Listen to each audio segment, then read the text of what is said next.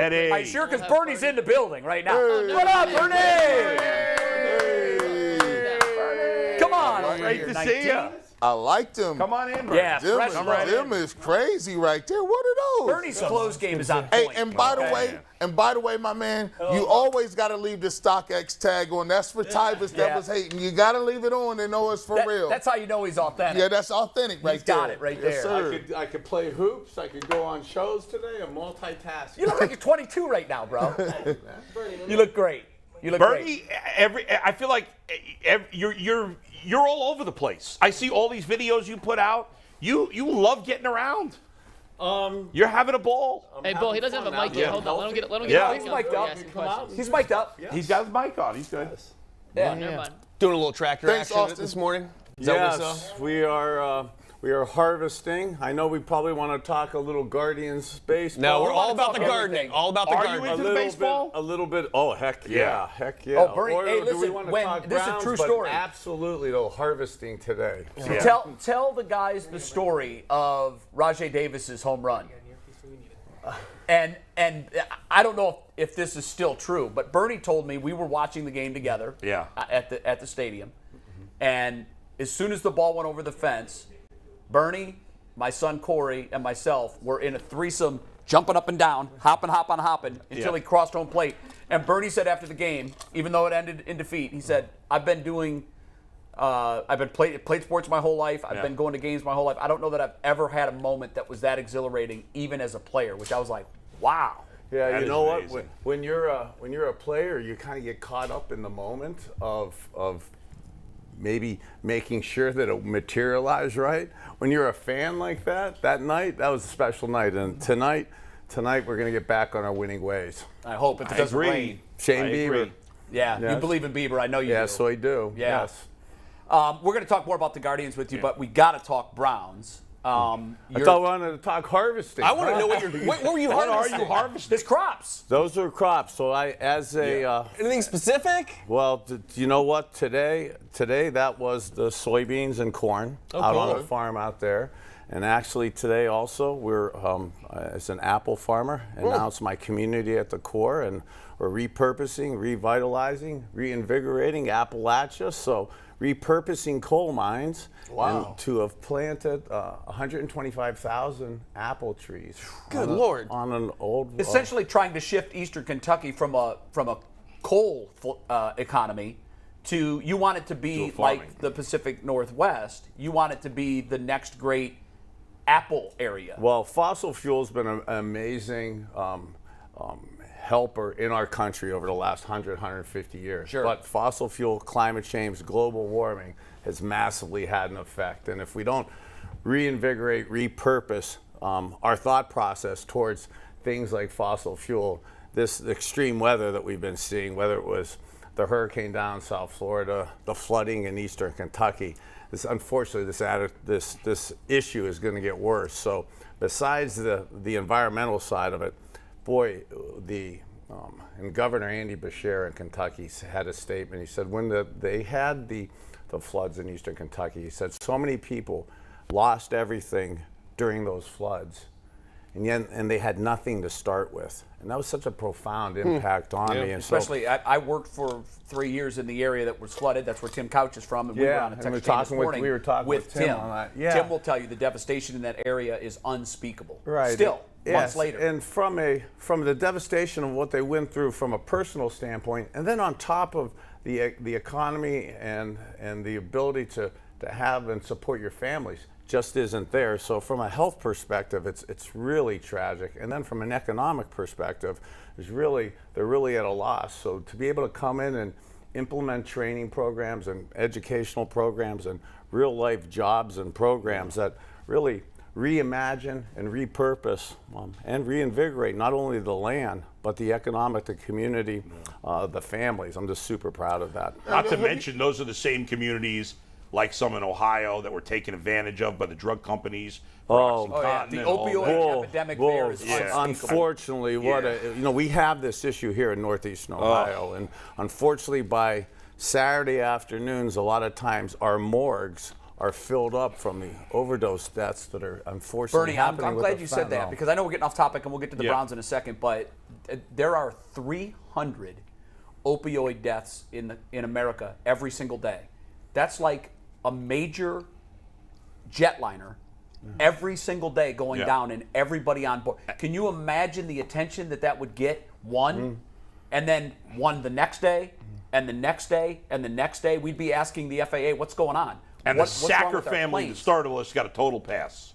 Well, It's horrible. But yeah. the wellness perspective of Yeah. even myself, to be able to have sat and done interviews with you guys 5 to 10 years ago, where I was 4 years ago diagnosed with 5 years left of cognitive brain function, to not be able to articulate, enunciate, communicate multiple syllable words. Heck, we've done interviews where you really only catch half the words I'm saying. To be able to from a health perspective, be able to revitalize and reimagine myself from a health and wellness perspective is actually how I started learning about the fossil fuel and some of the toxins that releases to these people down there, on top of the economic disadvantage that they have. So being able to tie that all together, and not only up here but also down there, to be able to bring wellness programs and training programs from a lifestyle perspective, but also from an economic perspective, it's essential to what I'm doing. Keep doing that work. It's I awesome. follow it closely, and I know Yeah. I've been seeing what you're doing, and it's great. Keep it up. It's awesome that you've been through so much personally, and you're always out there advocating for people. It's really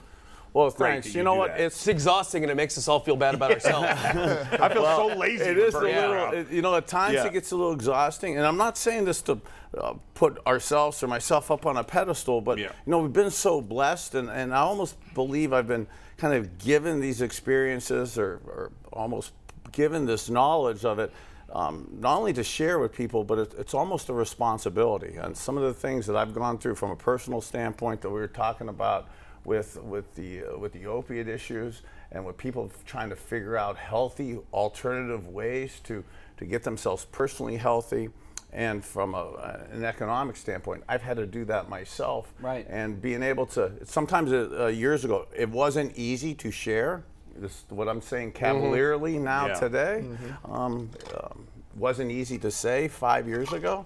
But with the, as Jay, unfortunately, you being so astutely right, with over 300 people basically a day It's stunning.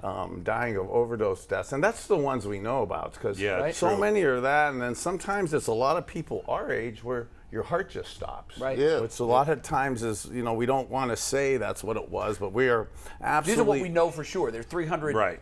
deaths that are officially recorded as overdose, opioid overdose. Yeah, and it's stunning. And we know we're over medicated in our country. Yeah. I mean, we're pharma's over medicating us, and to be able to come up with healthy alternative ways to live a holistic lifestyle and get away from that. You're the it's- poster child for that. Thank you. Because when we first started hanging out, I don't know, 7-8 years ago now, I was really, and I can say this to you now because you're in a better place, but when I first saw you physically with my own eyes, I was taken aback.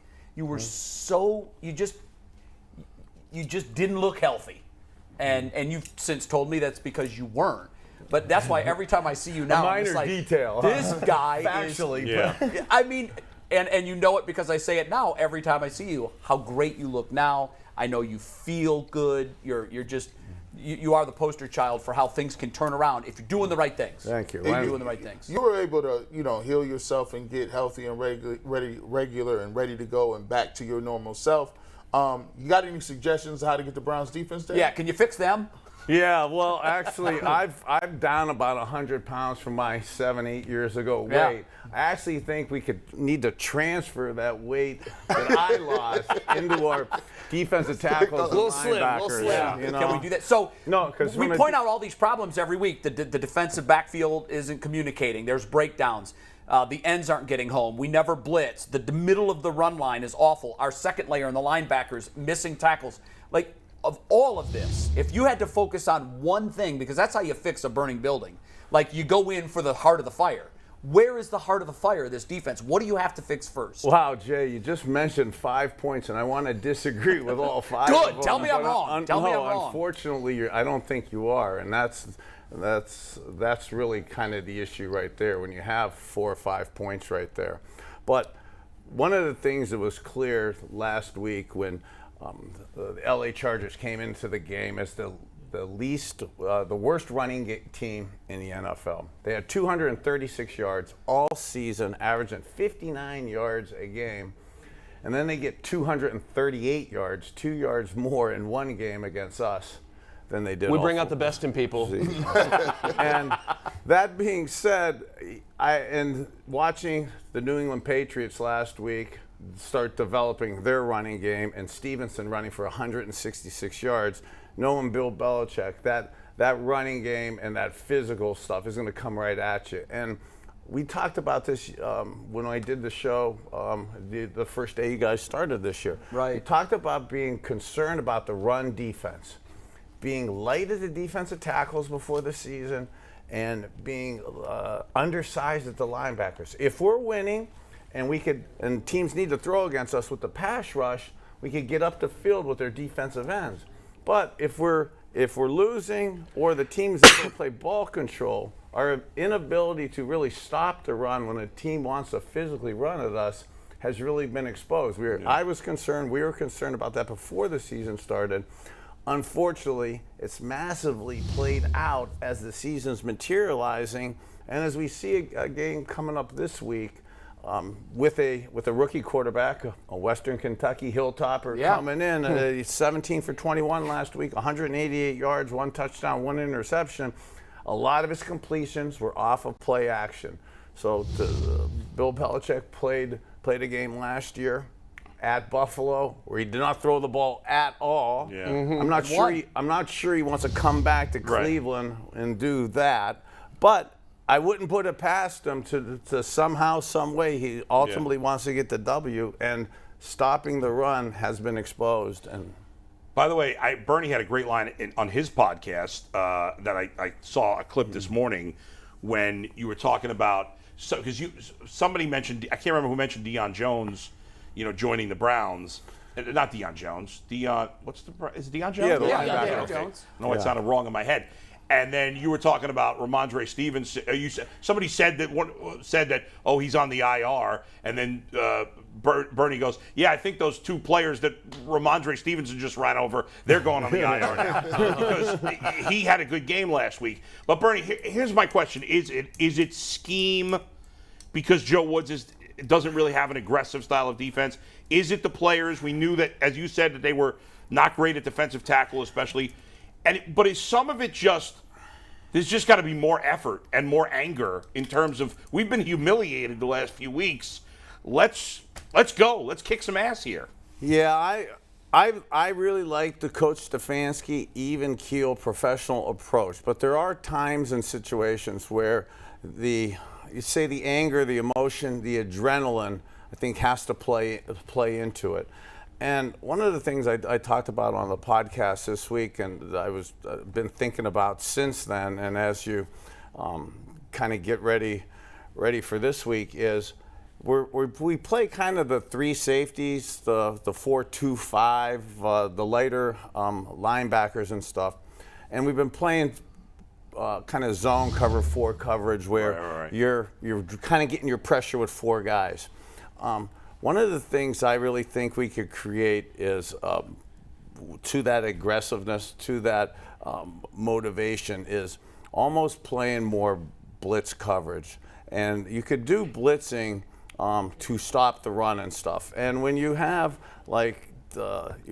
teams that are physically going at you, and you have miscommunication issues like we've been having sometimes in these zone defenses, actually by locking up man coverage, you could get more guys around the line of scrimmage. And I know I'm covering you, Bull. Bull, Yeah. you know you're covering me. I'm way too fast for you, bro. That really, well, actually, everybody's too fast for Not me. me, Okay. not me. But actually, Yeah. when you know it's man to man, and you know I've got you in lockdown, and and the other guys know they're blitzing, as opposed to look, I'm going to read and react from you from this distance, as opposed to I'm getting up in your face like this, and I know I got to get past you, and I'm closer to the line of scrimmage. That playing aggressiveness, playing at you, in some of those run blitzes, I think would absolutely be something you need to do to. Be great to see it. Yeah.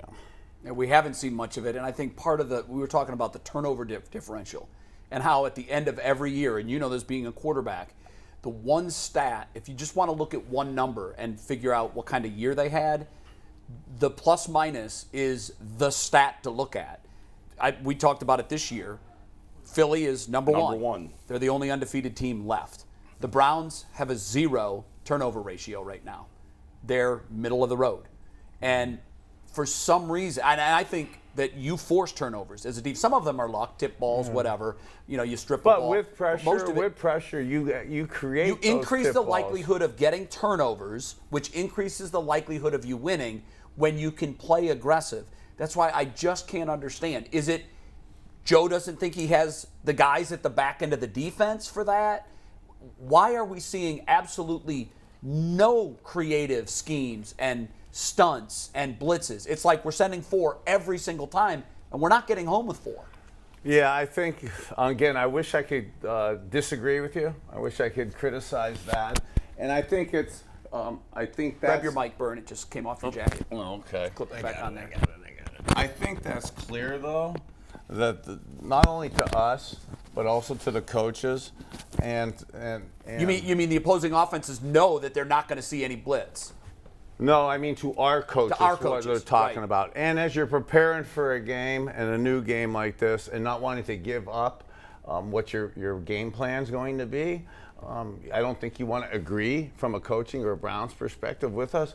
But I do think that, and I have no inside information in terms of talking with the coaches or talking with the front office, but I have to concur with you that that has to be pretty clear that this week, after Sunday's game, where Andrew Berry went out an hour after the game and made a trade for Deion Jones. Right. He wasn't the only one working on the defense that day, too. Yeah. So from a coaching perspective, we've seen that this has not worked, specifically the last few weeks, and teams have caught on to that. We know Bill Belichick, if we just line up in that 4-down lineman, cover 4, soft zone look, he's going to smash it right at us. Yeah, so we know that. He's going, I believe this week, there's no question, we're going to come up with a creative front or two and a blitz package or two that creates guys around the line of scrimmage and puts our secondary on notice, almost like in the old days, what Hanford Dixon and Frank Minifield, where, okay, guys, you got these 2. Okay, you knock them down. You 2 knock out those 2, and then the rest of us, the 9 guys remaining,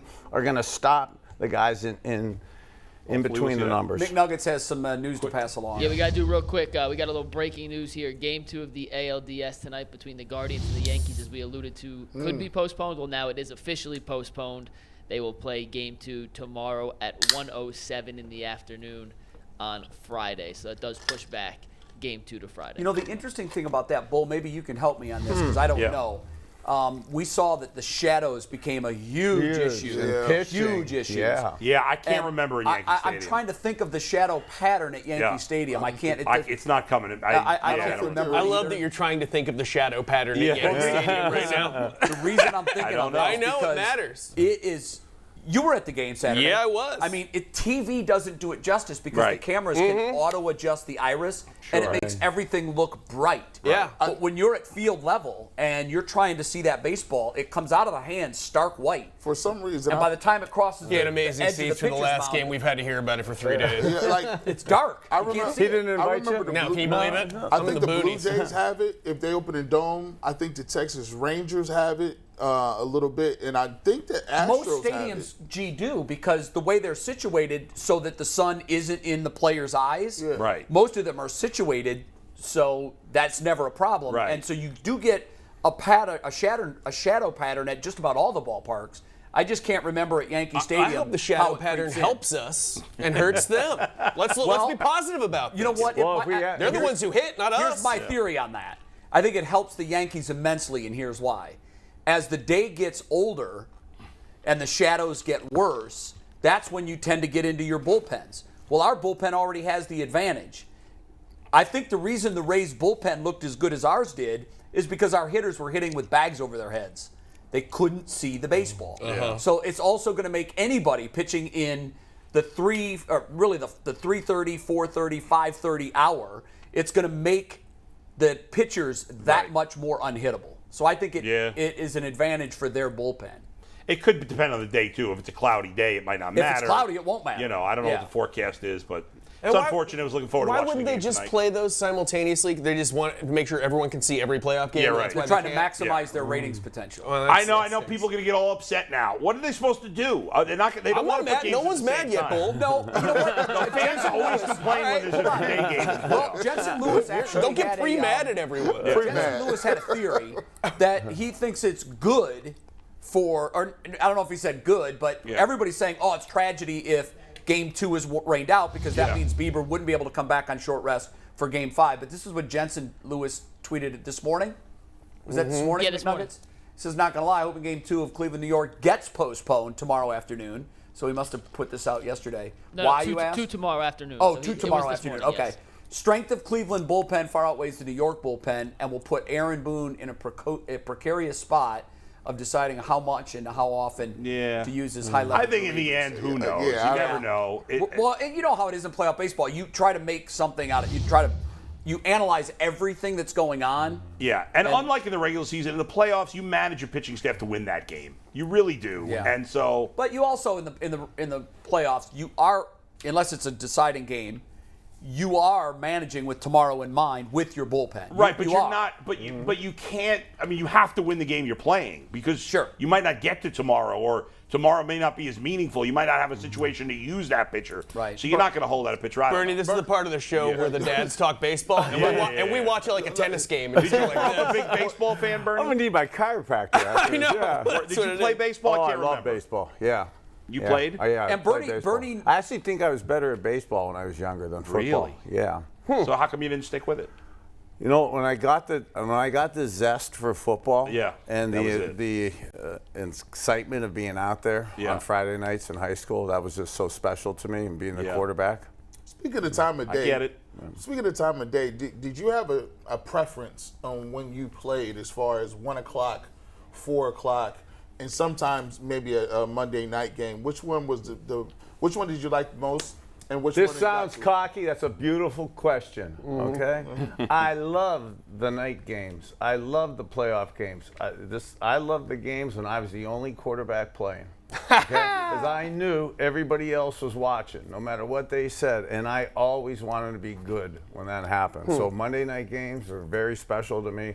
I know, as I'm showing my age now, because there's primetime games about every day now. Thursday, Sunday, Monday. But in the old days, I'm pretty sure there's an NFL there game. wasn't. Jaguars You are were- playing right now. You were the only London. guy in town, so that was special to me. And and to Bull, to your point, I created an enthusiasm and excitement within me that, I would try on the exterior. I would pretend like I'm cool and calm, but in the inside, I was rolling. So to be able to come out in those games when you were the only one playing, that was something. I would always. I loved. remember. And it sounds cocky, but No, I that's had the a good very one. good record on those prime. I remember the Monday night game, because Monday Night Football, you got to think about it. It was Back- way more an event. It was then. huge. Like, and the Browns weren't on Monday night as much as you wanted them to be. And I remember the game against you guys played the 49ers.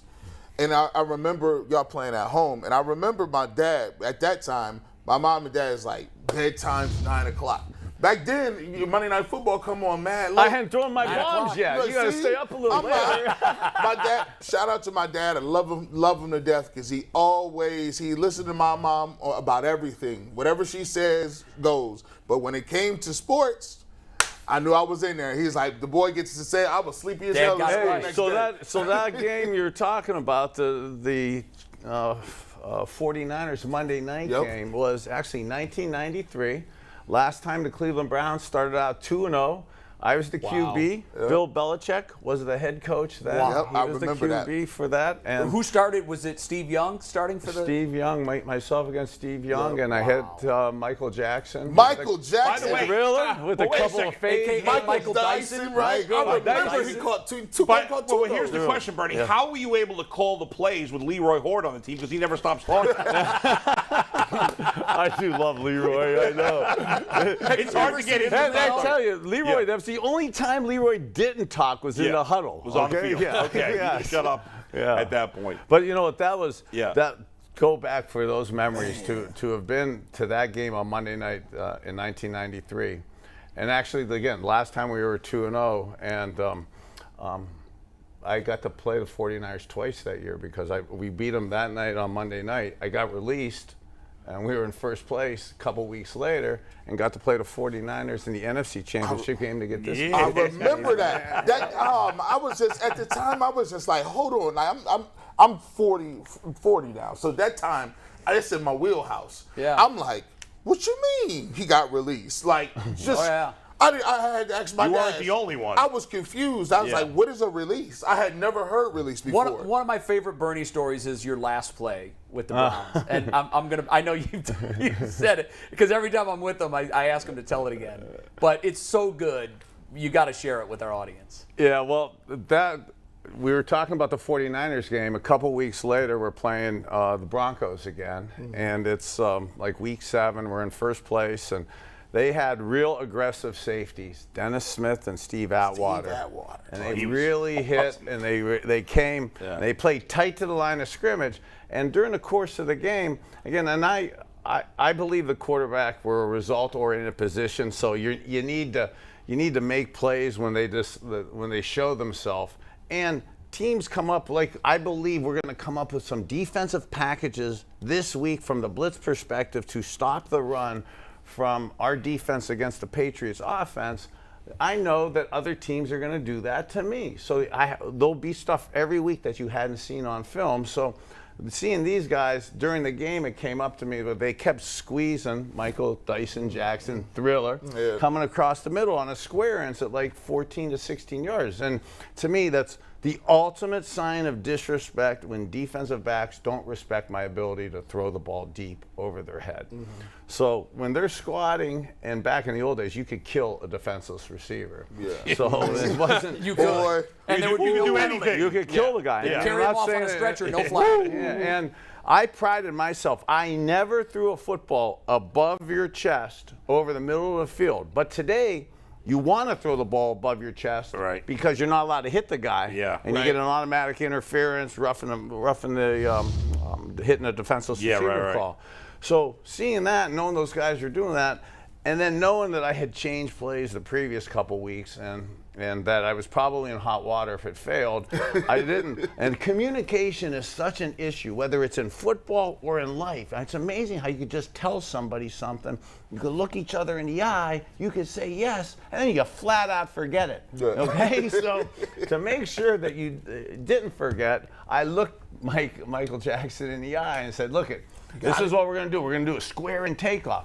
But just in case you got concussion issues like me, or you can't remember, and back then now the grass and everything, it's beautiful. It's real grass and stuff, but that's a landfill down at Old Cleveland Stadium. Was the dirt infield still there? It was. The dirt infield was there. Third base was still out there. And they had, but the whole, by that part of the season, it was almost all mud and stuff. Yeah. So they spray painted it green. So you had all this pretty dirt down there. So just to make sure he understood it, I said, now, let's be clear. We're going to go down just like a animal. 16. This is crazy. Drawing the play in This dirt, is guys. crazy. Do it to make sure. Are you serious? That's amazing. Yeah, and then going to the line, and you go to the line, hey, I got my ass in real trouble right now, guys, so you need to block a little longer here, okay, because this is a square and takeoff. Everybody else stay in. Okay, Leroy, stay in. Yeah. Okay, don't go out. We need extra block, and to have it work like that. So it works. He gets a touchdown. I'm kind of happy walking off the field. And I kind of thought Bill was joking with me. Right, you know, right. He wasn't as festive as I was. So he was still upset that even though it worked, he was like, no, that's He'd not. rather fail with his call than succeed with Bernie. That's crazy, right? We still see this to this day. Some of that stuff going on. His way or the highway, right? Well, So what happened after, the fallout from that was obviously, it brought into the Cleveland sports lexicon the term diminishing skills. Well, I didn't think that was going to make it my last pass as a Cleveland Brown, a touchdown like that. But yeah, that set a domino up, and literally within 36 hours, I was released. Within about. When did you know that it was going to happen? When it actually happened, or did you sense before that it was coming down? Actually, I was coming to practice on Monday afternoon, and Mary Kay Cabot called. Oh, wow. And said that Breaking stories even back then. You were whacked. Yeah, because back then. At least you got to hear it from a friend. Wait, Yeah. the team didn't even tell you found out from Mary Kay? Yeah, Mary Kay called my office. Yeah. That's crazy that the team didn't tell you. One might almost call that classless. Wow. Can't imagine that. Yeah, that was. But you got that Look thing. at that. Look we at got- that yeah. ring. Hey, Oh, that's Just a reminder. God. Just a reminder. Just a reminder. My gosh, man. I wear that everywhere. You know what was cool too was got to play Frisco twice that year and get the AFC Championship monkey off my back by winning the NFC Championship game. Yep. And Eddie DeBartolo from Youngstown, Ohio, was the owner of the 49ers then. And back then, there was a no fraternization rule. The opposing owners don't even ever they never talk to the other players and stuff. Right. And to have, and it's probably one of the best compliments I think I had after a game was after the Browns Monday night game that your dad let you stay up a little late for. Remember that forever. It was cool. I mean, that game finished at like 1 o'clock, 1:15 in the morning, and back then we're pretty good winners, but we were not good losers. So to have Mr. DeBartolo come by the Browns locker room and come in and congratulate me for playing that game. And then to get released and have that happen, and then to be playing in Dallas for the NFC Championship game, and to beat him again, and to have my last pass as a Cowboy go for a touchdown too, to have him come to the locker room after that game was super cool. So we don't have a Super Bowl, so we don't know what that feels like, but we want to feel like we have a part in one. So tell us that you playing San Francisco as a member of the Browns helped you beat them as a member of the Cowboys and ultimately get to a Super Bowl, so that we kind of feel like we had something to do with it. It absolutely did, because my plays that I got the 49ers on in the Browns game were fades, takeoffs. So I hit Michael Jackson on that. In this, knowing that I did that against him, and knowing that I talked so much smack in that game that I'm going to throw fades at him, I knew that I set that up in the Cowboys game. So when they were in press blitz coverage, he had known I'd thrown takeoffs, fades against him in the Browns game, and then I told him I'm going to do that in the Cowboys game. And that's when you slip in something else and catch him off guard. Now, he was actually smart. He played it really good. He squatted, he cut in front, and God blessed me by letting me see that at the end, and I threw it a little higher. But that was, he played it really good. But that's kind of the mental chess match you do by talking smack. Bernie, you talk about no fraternization. I'm curious because, like, I think I mentioned before, I remember that famous poster of you and Boomer standing back to back. Right. But I don't He was standing on his toes, too. But I don't know if I've ever asked you, like, what do you have any kind of relationship with him at this point, or no? Yeah, no, I love Are Boomer. you guys good friends? Yeah. Or I mean, no, I really. 'cause that was a great rivalry. Yeah, I mean, it that was. It was really the only time in the history of the two franchises that they've been good at the same time. Yeah, me and Boomer had a lot of fun, and we still are today. That wasn't my favorite Bernie poster, though, if I'm being quite honest. Can you guess what my favorite Bernie poster was? Take a guess from my childhood. What do you think it was? so many. What poster? I know. Air Raid.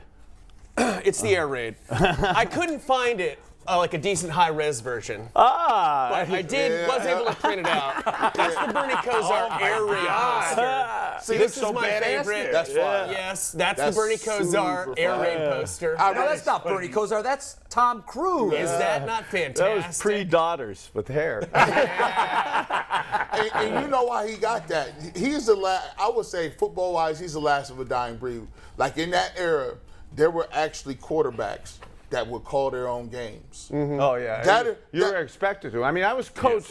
I was coached so well by Howard Snellenberger, and then Jimmy Johnson had the trust and faith in me that I had learned the offense so good that I was expected to call the plays. Matter of fact, Coach Snellenberger, who learned it from Coach Shula, who learned it from Bear Bryant and Paul Brown. So I mean, I got quite a tree. I got the awesomest tutelage of that. Says that the coaches coach you up, and that again, I said on the podcast this week, we're erasers. We have to erase coaches' mistakes. They teach us so good that they guess what the safeties are going to be doing out there, and that I get under center, and I'm the last one to see the safeties. It is my job. It's my responsibility. The NFL was better then, by the way.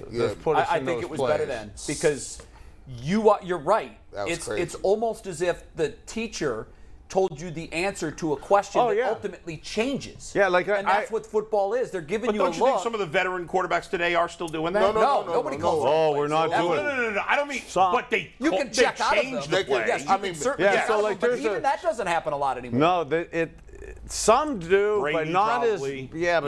not enough. So like our scenario, and look.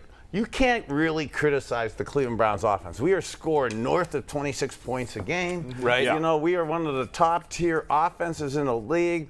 That being said, though, us QBs and us offensive guys, we're perfectionists. So even though we are doing exceptionally good by NFL standards, you expect to do a little more. Yeah. And like the 4th and 1 call last week, if you really understand and you trust the quarterback, and it's part of your philosophical belief, knowing also that Jacoby is probably 98% on his quarterback sneaks, when you get in certain alignments, you could tell if the quarterback sneak is there. And last week, that would have probably had a better chance on 4th and 1 than the OT power play by Pull and Joe Patino. And that, when you trust a Q and you have that, and you know that's your responsibility and that's your mandate, you kind of look for that stuff, and you alleviate subtle problems like that. And that should, to me, in the old days, that should seamlessly have happened without any of us knowing. Yeah. Good point. Well, it used to. Yeah. I mean, you guys used to check all the time. It is crazy. Oh, yeah. Like I had crazy. But now it's just. But coaches rare. are so scared to get fired. They don't want to give up. Now they need so much control, these coaches. But I'm curious, Bernie, like Nick Chubb, if you had to pick one player on the Browns that would fit in any era in the history of the NFL, wouldn't it be Nick Chubb? Like, he's absolutely. So old school, I feel like. Nick Chubb. I mean, look at right now. To be leading the NFL in rushing at 593 yards, he has almost, I think, like 420 or 430 yards of yardage after contact. Amazing. Just after contact. That's 4th in the NFL. Okay, after contact. So he fits in any era for sure, and in any down and distance situation too. Bernie, you have an earpiece draped over your left shoulder. Can you put that in? Because we're going to do, we're taking questions from viewers on the internet on certain memories that you have. Before we do that, I'm going to ask you about a memory. I don't know if you can get a shot of this, Steve, what camera you'd like me to hold it to. This is a picture of you in the White House. Wow. And President Ronald Reagan is doing a very poor attempt at trying to throw a football. I know you weren't known for your form, but your form was far better than the Gippers. What do you remember about that day, about that moment? Well, first, he was a little, I had him more sidearm at first. He was throwing 3/4 like myself. He played a football player in movies, too. He was the Gipper. He looked terrible. How could he not do that then? Well, back in those days, sports movies, they didn't look like they could play, I feel like. Yeah, so for him, he had come out, President Reagan came out to practice a couple times. We used to practice at Baldwin Wallace in the day. So he'd come out, and for me and him to kind of play catch like that, it was, and to be able to be invited to stay in the Lincoln bedroom was pretty cool. Wow, that's awesome. But he did throw, that form was phenomenal there, and he actually did throw a really nice He's football. An athlete. That's what I was going to say. Like, that's why it looked weird. I would expect that if I saw, like, Bernie Sanders trying to throw a football or something like that. Yeah, but I'm like, come on, Reg.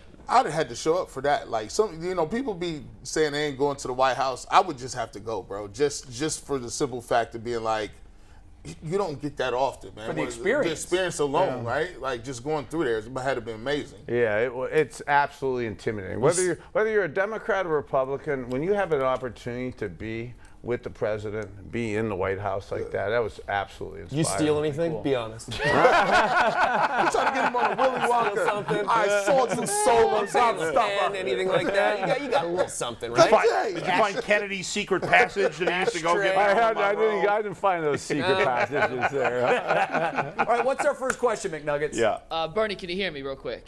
Yeah. Awesome. Well, before we do the internet questions, I have a question I have to ask you that I think we've failed as a show for not asking yet. The new roughing the passer penalties in the NFL. Obviously, it was a different time than when you played, but we got to know, what is your take on how soft some of these referees and these calls have gotten in the NFL? God, do I wish I got these calls back in the day. Oh, my God. You'd still be playing. I probably wouldn't have learned all the health and wellness stuff, okay, because I wouldn't have been death after 40 Did you hear what Troy Aikman said on the telecast Monday night? No. He said it's time for the competition committee to take off their dresses. Yeah. Not a great terminology, but I get his point. Yeah. No, his point was is a good one. Yeah. And actually, the NFL has said that they're going to take another look at it and constantly try to tweak The this. problem is we're always talking about concussions, and so now they've overcorrected. Yeah, one of the tough things too about it is as I get my helper here, huh, Mike? I'll do this just for anybody. Yeah. You know, though, He don't help me out like that. You know what? I think that's an earpiece for the other ear. It's molded to go into his right ear. Well, this is my first time on the job. Most shows have what's called an A1, which is an audio one tech. Okay. And we have Mike Bull. We ain't got no money like that. We trying to. How's that, Bernie? Does that I feel went like to the it's in Ohio there a School little of better? Broadcasting. But if you want to super chat us, maybe we'll make enough money to hire an A1. Stop that. There it is. Listen, everybody hates the rule. I think one of the answers is to be able to replay those calls and say, okay, obviously nothing happened here. Let's move on. Yeah, you know what? Part of me initially said yes to that. Yeah. And then the CTE hadn't overly affected me yet, so I had a complete flashback of the reviewable pass interference calls. Mm-hmm. And if we're reviewing roughing the quarterback, are we going to review it like we reviewed? They screwed that up. In my opinion, screw that up. In my opinion, Bernie, what they should do for replay is there should be a replay official at every stadium. The NFL's making zillions of dollars. They can afford to have an official that's in the booth watching on 4K TVs and immediately could signal down to the referee.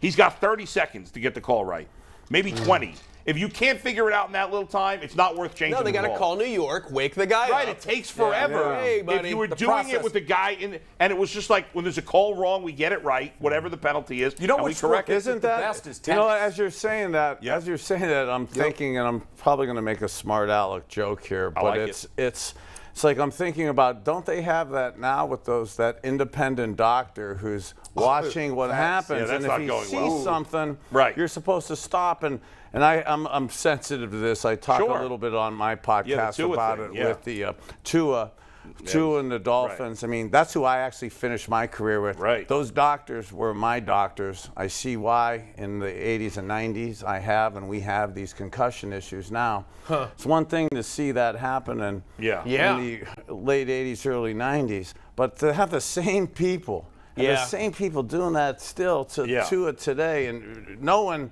what I've had to come that's the same through. staff? Yeah. Wow. That's same ridiculous. stuff, same set of doctor network. So it's incredible to me that it's really still happening. And again, even though I'm feeling significantly better than years ago, I mean, there's still ramifications for this stuff. How many concussions did you have, Bern? Well, now I say over 100, but in the old days, it's probably more, because the only ones you counted in the old days was when you were unconscious. Yeah, when you sleep. So, did I have? We remember the Mason You used Rudolph. to say, "Oh, you got your bell rung." Oh yeah, you're seeing concussed started. now. Those are subconcussive blows. But I was probably unconscious like that. Mason Rudolph won a couple years ago, maybe 20 times. Good During God. NFL games. Yeah. And So then you got to think about like this too. He played 4 years of high school. Then you play in college. All of those practices, not to mention getting to the league. So And they used to hit in practice too. And 2-a-days were a real thing. And back then, they wouldn't even give you water sometimes. We started the career. And again, God bless you, Coach Stellenberger, Coach Shula, 3-a-days and stuff. Yeah, half a glass of water. for 3 days and 3-hour practices. We're taking salt tablets, giving salt tablets. That's how old we are. Just to really make sure you're dehydrated. You know, I mean, Let's sit in the sauna for 5 hours and then go practice. I'm surprised. I'm gonna be honest. You probably had more than me, but I've had 13, 14 major surgeries and about 5 or 6 little procedures. But man, I'm surprised people back then could even walk today or talk today, because it was just savage back then. It was, and you got guys hitting in practices, pads all the time. The salt tablet stuff is you had to earn water. You're like, hey, you're not gonna get it. Now we know, with all the technology and science, you think back and say, wow, I'm happy to just be where I'm at today. Right. I mean, look at the wham blocks, the KO shots. Crackbacks. That's how the league used to promote itself.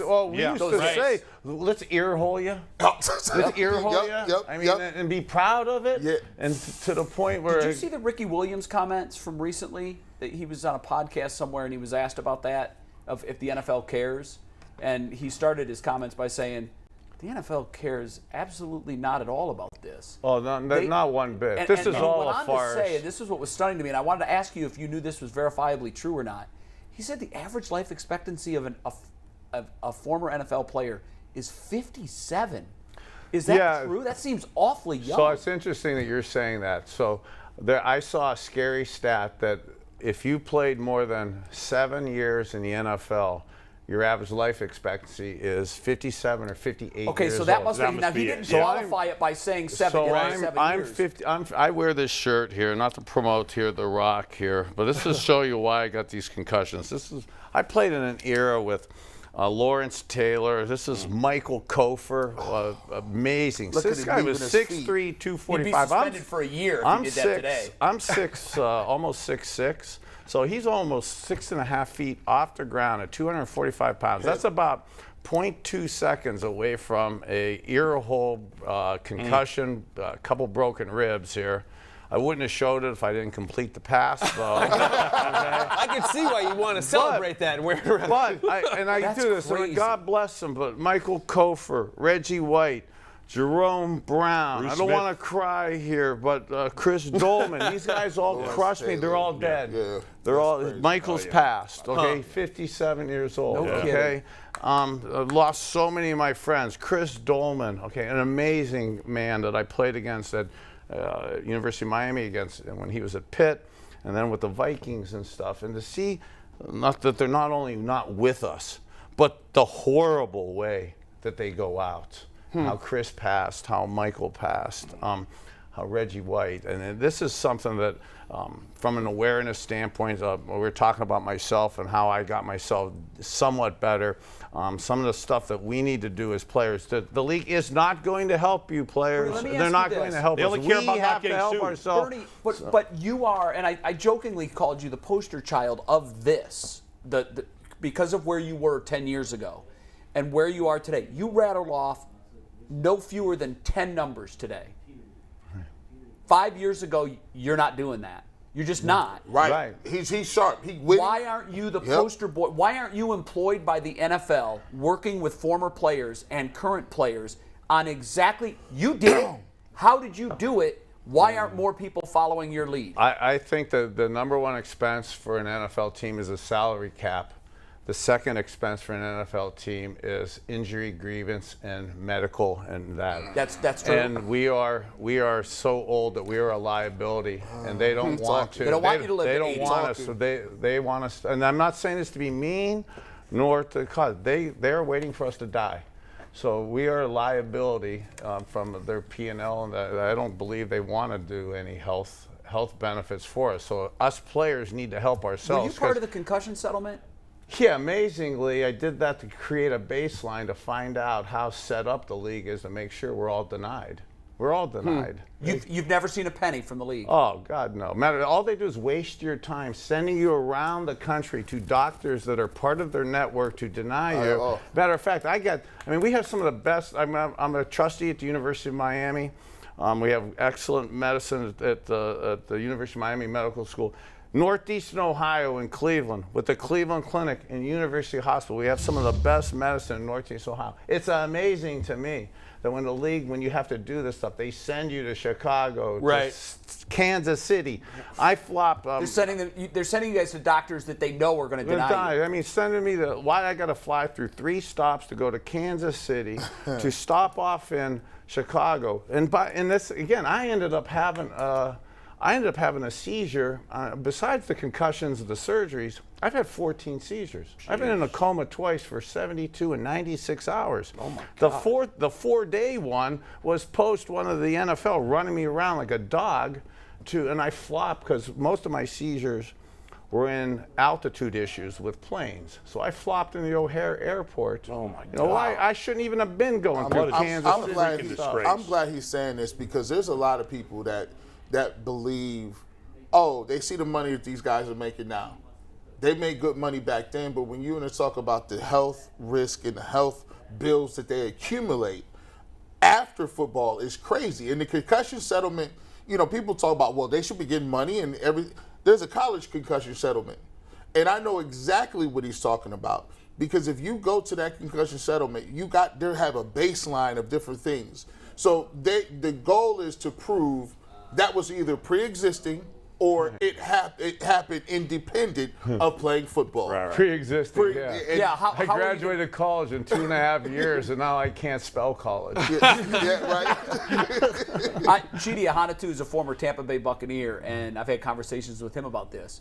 He said what the league wanted was the big splash headline, NFL to pay billions for concussion settlement. But he said now it all sits in an escrow account and somebody's he making said the it. joke of that is, and the NFL is so big and so powerful that nobody can get access to really get to the bottom line number of how much they have spent of those billions of dollars that they were ordered to spend. And it's torture to get your own information. When you go through that stuff, I'm so naive, I actually thought that the doctors were checking you out for yourself. I did not realize that it was really the NFL checking you out. And you really can't even get your records without torturous due diligence. Now, knowing all of this, we all are going to watch Thursday Night Football tonight, damn right. Yeah, Yes. everybody is. That's the sad thing. What does that say? And you know what? The What does that say? NFL knows that. We're outraged when we hear a player that's 52 shoots himself in the chest so his brain can be sent off to Boston University to be studied for CTE. But we're Right, I watching was the saying, game. We're the first ones to flip on the game And on we complain Thursdays, about Saturdays, the Sundays. light. We complain about the not enough tackling. Right not now, enough what hitting. we're complaining about is the league's gone too far to protect its quarterbacks. Yep. Yeah, so it's- we're a mess, and this was a good little intervention, so thanks for that. I actually don't mind sometimes the quarterback hits are a little crazy, but I like offense, so I like that. Yeah, I don't mind. Penalties favor the I'm offense. not one of those. I'm not one of those. Oh, they don't even let them touch you anymore. I've never been one of those. Well, but for years, the league was marketed as a gladiator, physical, I'm going to try to kill my opponent's sport. Yeah, I mean, I'm not saying this for any of the kids who are listening today who should be in school, but you know, it was a kill or be killed. Oh. You went out there with the idea of it's okay to kill or be killed because you knew you were trying to do that to me. Is So that no mentality harm, no- different today at a high school level? It's totally different now. It is. It needs to be different. When It I is, grew though? up- Have you found that it is? Or I know it needs to be. It needs to be, guys. If it isn't, I mean, okay, coaches, At certain please. places, it's still. They tell you, Right. like, we come play St. Nations, and there wasn't nothing off limits. We figured out y'all got 50 on offense, 50 on defense. I'm going both ways. We did everything we could to win. That's why when Greg Williams said, when they did the bounty thing, I was confused because that was just the culture. You were always trying to injure somebody. People say, like, what do you mean? And actually, and to Greg Williams and Sean Payton's defense, every team, every coach, every organization at every level at our age did that. They It just doesn't got make it sloppy. right. But the NFL had to, because it's a PR thing, right? That's Right. the only reason they cared Well, about it. now We are shocked that this is going on. Well, now we understand that, you shouldn't probably put your helmet underneath somebody's chin because you can either kill yourself, be paralyzed, or you're not going to be able to walk. But the one day. science just wasn't there. science back No, then, obviously. Bernie, so this is the payoff question then, and this is what Ricky Williams was talking about on this recent podcast that I saw. The question was, whether you would go back and do it all over again. And Ricky said that, and I have always said, I've asked this question to over 100 former players. And to a man, every one of them has said, yes, I would. But Ricky took a different approach. Ricky's a really cerebral guy. I love Ricky. He said, go ask people that are 56. Go ask NFL players that are 56. Well, Bernie, how old are you? 58. And the life expectancy is 57. Yeah. So now, you Beating don't the have system, a man. life-threatening condition right now. Nice job. You know, you're defying the odds. Every day you Two of walk- those seizures, though, I was looking down at myself. Yeah, you saw the light. Third Yeah, time that this doesn't time. count. Every Yeah. day you walk on this earth from here forward, you're defying the average. Knowing the life that it afforded you and everything that you know about the safety and the mental debilitation that a player suffers, you're 19 years old. Are you still going to the University of Miami? Are you still going to make a career in the NFL, or do you do anything differently? Well, first of all, coming up in Youngstown, Ohio in the 70s when the steel mills and the manufacturing jobs was eerily somewhat similar to today in terms of it wasn't there from an economic perspective and a kind of future perspective. It wasn't there. It's almost why I'm so fixated and committed and passionate about community at our core and revitalizing economically depressed areas like that, because that's kind of how I was as a young kid. Right. And the options to get to college, to get a degree, just weren't there unless you played sports. So I kind of needed sports to get my education, to get that opportunity. But now I kind of look at it at 58 years old, and I'm not trying to be a martyr, and I'm not trying to patronize myself, but I almost think that God did that for a reason, and that I was meant to do and learn this and go through the things that I've gone through to be able to talk about it today. And again, I'm trying to say it in a cavalier, calm way, but there's a lot of anxiety and there's a lot of thoughts going through my head that I really believe need to be told to people, whether it's young kids out there and our guys our age, because we need help, we want help, we don't know where to go. And if we go to certain places, we're getting really bad advice that's actually accelerating our death or amplifying our issues, the pain in our head, the inability to remember. So it's almost like I believe I've been given this gift and To help others. of So responsibility. your answer is, yeah, you would do it again. Yeah, because I feel like I shouldn't be running from this gift I've been given or this issue, because I've been shown a pathway that's not only helped myself, but believe I've been shown a pathway to help myself that I'm supposed to be Helping others. showing and sharing with others. Have you talked to Jim McMahon recently? How is Jim doing? Because I've had conversations with him about where he's been. His was such a debilitating pain, he was praying to die. Yeah, so I was with Jim. It's what day's today? Today's Thursday. I was with him last Thursday. How's he doing? And he's still on his crutches, had his surgery, and I'm not his doctor. I want to do his hip, but he almost had his leg amputated below his knee. I mean, we have, and again, I got clothes on and stuff, but we have infections that go and affect our extremities, our peripheral nerves. So with CTE, you think, okay, you have the concussion head issues, which unfortunately we absolutely have. That also goes to fingers, extremities, feet, and toes. So if you have infections, cuts on your feet, they tend to be infected. I've had a couple for 4 years with open wounds. Wow. Jim's was 2 years, and he almost had to hit his. Are his migraines any better? So.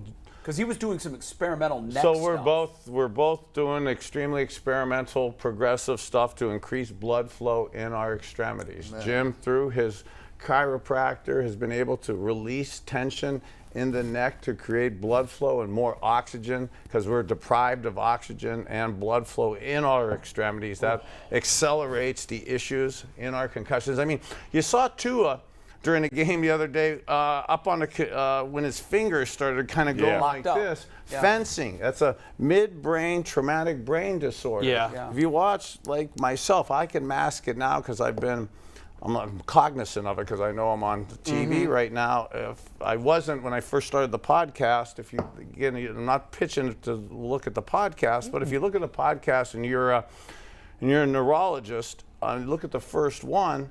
I'm doing the same thing too as Bernie, you used to do that a lot more. all the time. You used to do that almost as like I always thought it was a nervous No, twitch, it's and a I never asked traumatic. you It's about a it. traumatic brain. You literally have paralysis in your extremities. So, does it lock up your brain? Yes. Does it lock up your fingers? Does it lock up your toes? Absolutely. Does. To what he's saying, if you see me, right? So sometimes I hold. You have to hold something. You hold arm. my arm or your hand. You hold it because there's. It's just you. It's not a tremor. Sometimes the first time it started happening, you like, do I have ALS? I was like, this is crazy. I want to get tested for ALS. I'm I yelling. said, The hold NFL. on. I'm yelling. There's a test out there Yeah. that they do not want to give to us players that says if you are possibly predisposed for ALS. We have certain signs that we have this stuff. Yet hell will freeze over before the NFL and these doctors will allow us to get any of these type tests. I've been swimming up that stream for 2 years on this. I made a statement on this show a couple of weeks ago, and Bull, I know you disagreed with me, and I heard from a lot of other folks that disagreed with me, but I have studied the CTE issue fairly closely because of my years at ESPN. It was a front and center issue, and I, for whatever reason, took a particular interest in it. I did a lot of interviews with doctors from Boston University, and they've got the longest ongoing study of CTE on the planet, and they get the brains of former players and study them. Right. And I mean, I was hanging with Dave Durson and Junior Seau when we were guys that had it when we committed were suicide. trying to figure out these issues. Now, I hadn't come up with my juicing and IV therapy and some of the creative holistic stuff I'm doing at that point. But both of them, you had said it 15 minutes ago, how both Dave and Junior had unfortunately shot themselves in the chest to save their brain for the well, research. to that point, 95% of the brains that Boston University has studied of former NFL players Oh, it's for have sure. had CTE. Yeah. So my point was that doctors are furiously working on a test where they can detect the enzyme that is present in the brain that right now can only be detected with physical inspection. If they get that test and they can test everybody in the NFL, what happens to the NFL if this Boston University study and those numbers are extrapolated to current day players and 75 or 80% of these players today have CTE? What happens? Well, I'm to the point of we have it, guys. You have it, we have it, and I'm more fixated on what do I do about it to But either how does the NFL move forward knowing that their sport is turning all of their competitors into It's tough for me. what we've seen? It's truthfully tough for me to really think about helping or thinking how they move forward since You're not worried about them. They're really waiting for us to die. I mean, it sounds harsh and that, No. but it's really true. We drop off the radar screen. That's less of a liability. It's less of a person telling the truth about knowing all of that, the though. death that's in our head. Knowing all that, though, how do you manage to still watch this game and enjoy watching football and watching the NFL product, knowing what they've done? I'm not sure I enjoy it, Right. but I actually watch it to see. Now I watch these games to see what doctors and what people are still involved from when they were screwing me. Can you still enjoy the game to watch the game as the sport that you played and loved at one point? I'm not sure I enjoy it as much. No, you watching don't. it. You can't. Okay. But it's understandable why. I totally get it, of course. So you're watching a Browns game you're watching this Browns game this Sunday. What's going through your head while you're watching the game? You know, when I do watch the game, I try to look at it from the analytical X's and O's perspective. I still can't help but throw myself into what should I be doing as the QB. So I put myself in Jacoby's situation with that. And how do you feel about people enjoying this sport, knowing what you have been through and your generation of football players been through and what they continue to go through? How does that make you feel about us as fans and watching this and celebrating and enjoying it? I'd imagine I might have a hard time being cool with that. I don't have a hard time being cool with it, but there are times, and again, I was at a charity event last Saturday, and one of the things I really love music, and there's a cool thing for traumatic brain injuries, which I have, what we're doing at the University of Miami, where music therapy helps in the cognitive rehabilitation of your brain. That being said, I used to listen to heavy AC/DC before every game I played. Okay, listening to AC/DC at the monsterly high levels right now sends your head. Loud music and loud noises. Being at a game actually sends your head into somewhat of a dark place. I don't know how you get with it, but it makes it really tough from that. So really, from that perspective of how do you handle yourself and cope with it in environments now where it starts happening to you. You start actually freezing up, getting partial paralysis to where your fingers aren't moving, your extremities aren't moving. So like in those games, actually, I'm sometimes just trying to get by, because if you have an episode, which I had the other night with a really loud music, and I'm not even drinking and stuff anymore, so you can't even say that. So it ends up being almost a paralysis to where you could talk to me, but no words are coming out. Your fingers may not move, your feet may not move, and you just gotta figure out how to get around that when you're at the game and they're gonna attack you, or you're out doing something. It's a really tricky thing, and that's kind of where back to the responsibility of. It's just not me going through this and trying to deal with it. There's lots of us guys, and a lot of us guys in our mid-50s, we have a hard time admitting that we're frail. Yeah. That we have these, because we're still trying to pretend we're cool. Well, you got all talked the about answers, your upbringing, I'm a tough guy. Those practices you went through that you just talked about, where you had to prove your masculinity, that's still ingrained in you from back then, I'm sure, and you're still probably fighting that. Yes. That makes total sense. It's great that you're an advocate for the cause, though, for everybody. Keep it fighting really that is. fight, because anybody that knew you 10 years ago and can look at you now, he's looking good, man. It's the most remarkable turnaround, because usually it's degenerative and it always goes downhill. I've never seen a player on a decline like that and somehow, some way, miraculously stop it and come back the other way. You look 15 years younger. Your mind is just as sharp as it was when you were 23 years old dissecting NFL defenses. Everybody that knew the game and covered it for a lifetime back then would say of Bernie Kosar, it's impossible for a guy with his physical attributes to succeed in the NFL unless he's Mensa genius smart between the ears. And you're just as sharp today as you were then. Thanks, and I'm glad you are. It's great to see you. Yeah, it's great to see. Are they going to win Sunday? I felt really good about it. I felt really good about it a couple weeks ago. Okay. Yeah. We need to really implement this. We need to really implement some of these changes defensively to get after it, because Bill will be ready for that. Screw Bill Belichick. Let's kick his ass. Joe Woods, if you're listening, bring some of that pressure, dog. Yeah, dial it up. Your podcast. Tell people how they can see it. Yeah, the Bernie Kosar Show with Hanford Dixon, Top Dog on the Big Play Network. I watch it. It's great. It's great. I watch it. it. Is. I'm already subscribed. You can check it out on YouTube. I saw it the other day. And it's great. It's great, Hanford Dixon. It's great seeing all of the guys because that was my era, the late 80s, early 90s. It's great seeing Met is doing a great job, and Hanford and you, and just anytime I see you guys together, especially.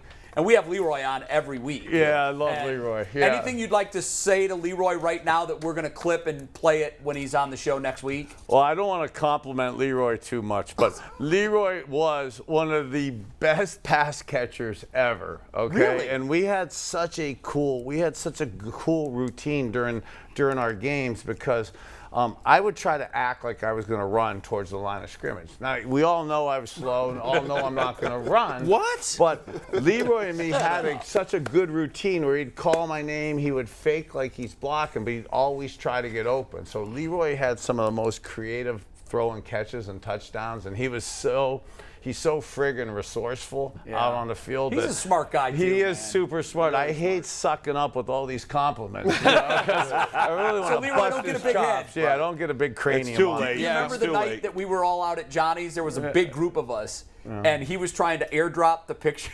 The pictures. Yeah, we're a little technically challenged. And he was sending them to. There was a lady sitting at the table next to us. Her name was Jane, and he kept sending them to Jane's iPhone. Why do I have pictures and of Bernie? all of us in the group were getting the pictures, but me. And finally, I saw this older woman stand up and say, Why is someone sending me pictures of Bernie Kosar and Leroy Horde and a bunch of other strangers? Jane's iPhone. He couldn't read without At his least they were glasses. appropriate. Yeah, could have been way worse. Could have been way Bernie, worse. it's always Bernie, a we pleasure love to you, see buddy. Great, Absolute great Bernie Kosar. Great having you. The one and only 19. No one should ever wear that number ever again. That was disgusting. can we get that Josh retired? I Rosen don't know wearing why 19. it's not. I can't figure out why they haven't Retire done that, the right man. thing by you and put your name up there. Come on and now. kill that number forever. He is and will always be my version of the Cleveland Browns. Bernie, Thank thanks. you, guys. See you Thanks tomorrow. for watching the Ultimate Cleveland Sports Show. No Guardians game tonight, so we'll preview Game 2 again tomorrow. We're on a 22-hour break. Enjoy the rest of your day.